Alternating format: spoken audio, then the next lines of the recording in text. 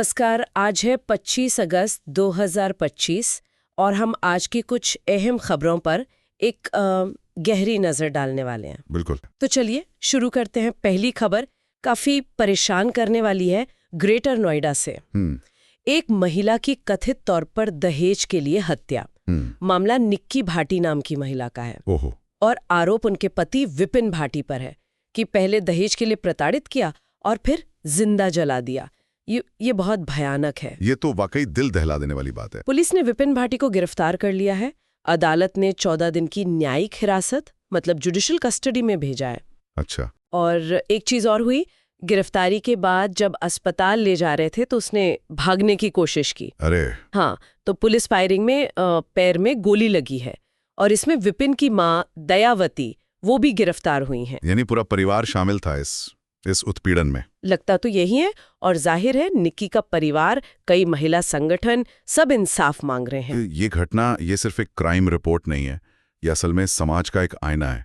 दिखाता है कि आज भी मतलब इतने साल बाद भी दहेज जैसी चीजें हैं, महिलाओं के खिलाफ हिंसा है। ये एक गहरी सामाजिक बीमारी है, सिर्फ एक घटना नहीं। सही कहा। और सवाल यही उठता है कि कानून तो है पर समाज क्यों नहीं बदल रहा। बिल्कुल, सोच बदलने की जरूरत है। व्यवस्था में जो कमियां हैं उन्हें देखने की जरूरत। अच्छा, इन सामाजिक चिंताओं से थोड़ा आगे बढ़ते हैं। अब बात करते हैं मौसम की। जम्मू कश्मीर में मौसम काफी खराब चल रहा है। हाँ, मैंने भी सुना, बारिश वगैरह। हाँ, खास तौर पर कठुआ जिले में अच्छा। भारी बारिश हुई है और बाढ़ आ गई है। अच्छा।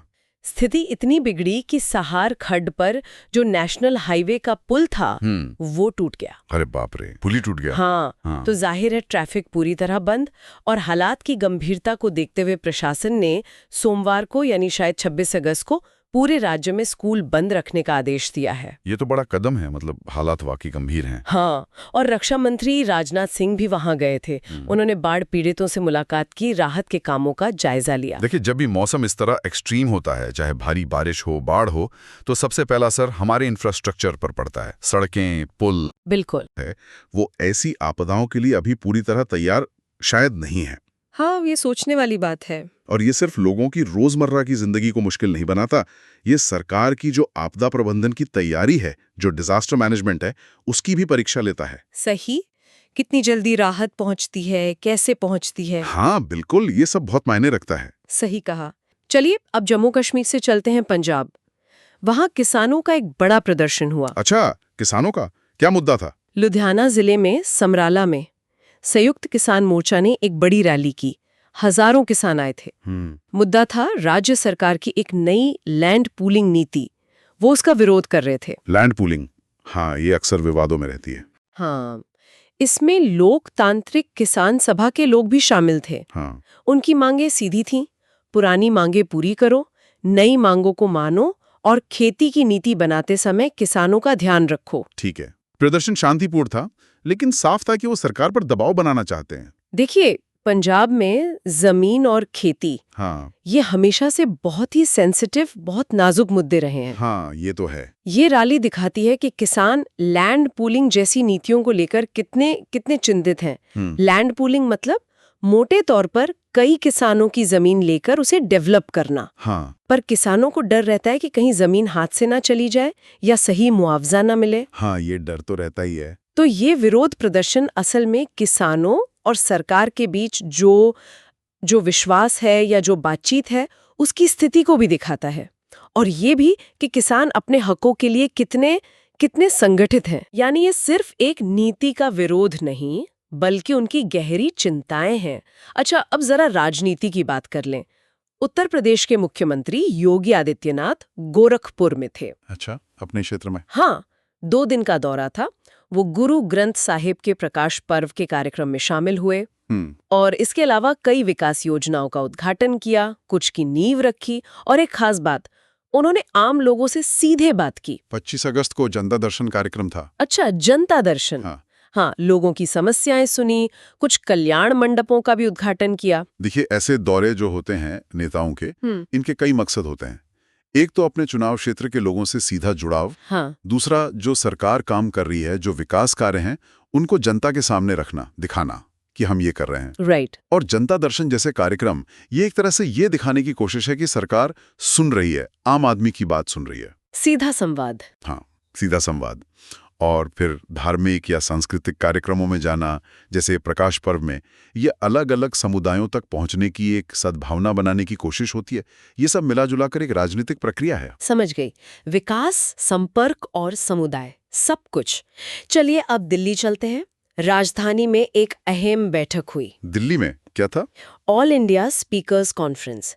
दिल्ली विधानसभा में, मतलब देश भर की विधानसभाओं के, विधान परिषदों के अध्यक्ष, उपाध्यक्ष सब जुटे थे। ओ, ये तो महत्वपूर्ण है। हाँ, उद्घाटन गृह मंत्री अमित शाह ने किया और समापन लोकसभा स्पीकर ओम बिरला ने। अच्छा। और वहाँ एक खास प्रदर्शनी भी थी। महात्मा गांधी और भगत सिंह से जुड़े कुछ पुराने ऐतिहासिक पत्र, दस्तावेज वो दिखाए गए थे। ये दिलचस्प है। देखिए, ये जो स्पीकर्स कॉन्फ्रेंस होती है, ये हमारी विधान पालिकाओं, मतलब विधानसभाओं, संसद, इनके बीच तालमेल के लिए, अनुभव साझा करने के लिए बहुत जरूरी मंच है। हाँ बिल्कुल। यहाँ पर विधायी प्रक्रियाएं कैसे बेहतर हों, इस पर बात होती है। ये लोकतंत्र के लिए अच्छा है। सही। और जहाँ तक उन ऐतिहासिक दस्तावेजों की बात है, वो हमें अपने इतिहास से, अपनी आज़ादी की लड़ाई से जोड़ते हैं। गांधी जी, भगत सिंह, इनके पत्र देखना, वो भी उस जगह जहां आज कानून बनते हैं, इसका एक प्रतीकात्मक महत्व है। हाँ, ये याद दिलाता है कि हम कहाँ से आए हैं। बिल्कुल, कि ये व्यवस्था किन मूल्यों पर, किन बलिदानों पर खड़ी है। सही बात है। इतिहास से जुड़ाव जरूरी है, लेकिन दुनिया में हर जगह शांति नहीं है। मध्य पूर्व से एक तनाव बढ़ाने वाली खबर है। मध्य पूर्व, हाँ, वहां तो अक्सर तनाव रहता ही है। क्या हुआ? खबर है कि यमन के राजधानी सना पर इजराइल ने हवाई हमला किया है। सना पर इजराइल ने? हाँ, वहाँ कई धमाके सुने गए, आसमान में आग के गोले दिखे। शुरुआती खबरों में कम से कम 2 लोगों की मौत की बात है। ओह, ये तो स्थिति को और बिगाड़ेगा। जाहिर है, इलाके में तनाव और बढ़ गया है। देखिए, मध्य पूर्व पहले से ही बहुत उलझे हुए संघर्षों का क्षेत्र है, और ऐसा कोई भी हमला, खासकर किसी राजधानी पर, ये हालात को और खराब ही करता है। हाँ। इसका सबसे बुरा असर तो वहां के आम लोगों पर पड़ता है। उनकी जान जाती है, माल का नुकसान होता है। बिल्कुल। और इससे पूरे क्षेत्र में अस्थिरता बढ़ती है। शांति की जो भी कोशिशें चल रही हों, उन्हें धक्का लगता है। इसके दूरगामी असर हो सकते हैं। हालांकि स्रोत में ज्यादा डिटेल नहीं है, तो हम यहीं तक सीमित रहेंगे। हाँ, आम लोगों के लिए बहुत दुखद होता है। चलिए अब आखिर में जरा देश के मौसम का हाल जान लेते हैं। हाँ, मौसम का क्या हाल है? मौसम विभाग ने कई राज्यों के लिए भारी बारिश की चेतावनी दी है। दिल्ली, पंजाब, हरियाणा, उत्तर प्रदेश और नॉर्थ ईस्ट में भी असम, अरुणाचल, मेघालय, इन सब जगह भारी बारिश का अलर्ट है। बाप रे, काफी जगह है। हाँ, और दूसरी तरफ बिहार, झारखंड, छत्तीसगढ़, महाराष्ट्र, यहाँ हल्की बारिश की संभावना है। तो मौसम विभाग ने कहा है कि लोग सावधान रहें, अपडेट्स पर ध्यान दें। ये दिखाता है कि मानसून अभी काफी एक्टिव है देश के बड़े हिस्से में, लेकिन एक जैसा नहीं है। कहीं बहुत ज्यादा बारिश, कहीं हल्की। हाँ, ये फर्क दिख रहा है। और इसका असर सब पर पड़ता है, खेती पर, पीने के पानी पर, रोज की जिंदगी पर।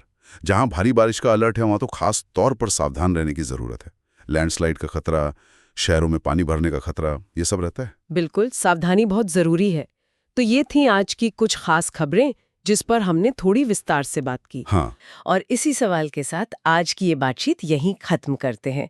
हमारे साथ जुड़ने के लिए बहुत बहुत धन्यवाद। धन्यवाद।